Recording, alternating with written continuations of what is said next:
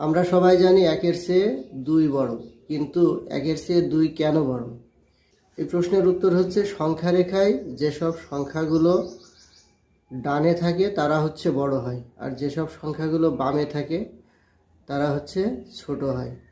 তা আমরা যদি সংখ্যা রেখা আঁকি, আমরা দেখতে পাই দুই হচ্ছে একের ডানে থাকে, যার কারণে দুই হচ্ছে একের চেয়ে বড়। আর এক হচ্ছে দুইয়ের বামে থাকে, যার কারণে এক হচ্ছে দুইয়ের চেয়ে ছোট। অনুরূপভাবে তিন হচ্ছে দুইয়ের ডানে থাকে, চার হচ্ছে তিনের ডানে থাকে। আমরা মনে রাখবো যে যেসব সংখ্যাগুলো সংখ্যা রেখায় ডানে বসে তারা বড় হয়, এবং যেসব সংখ্যাগুলো সংখ্যা রেখায় বামে বসে সেই সংখ্যাগুলো ছোট হয়। যার ডানে যে সে বড় তার চেয়ে। আমরা সবাই জানি একের চেয়ে দুই বড়, কিন্তু একের চেয়ে দুই কেন বড়?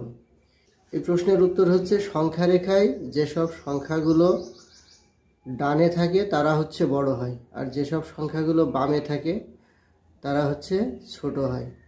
আমরা যদি সংখ্যা রেখা আঁকি, আমরা দেখতে পাই দুই হচ্ছে একের ডানে থাকে, যার কারণে দুই হচ্ছে একের চেয়ে বড়।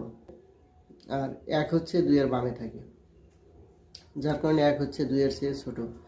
অনুরূপভাবে তিন হচ্ছে দুইয়ের ডানে থাকে, চার হচ্ছে তিনের ডানে থাকে। আমরা মনে রাখবো যে যেসব সংখ্যাগুলো সংখ্যা রেখায় ডানে বসে তারা বড় হয়, এবং যেসব সংখ্যাগুলো সংখ্যা রেখায় বামে বসে সেই সংখ্যাগুলো ছোট হয়। যার ডানে যে সে বড় তার চেয়ে।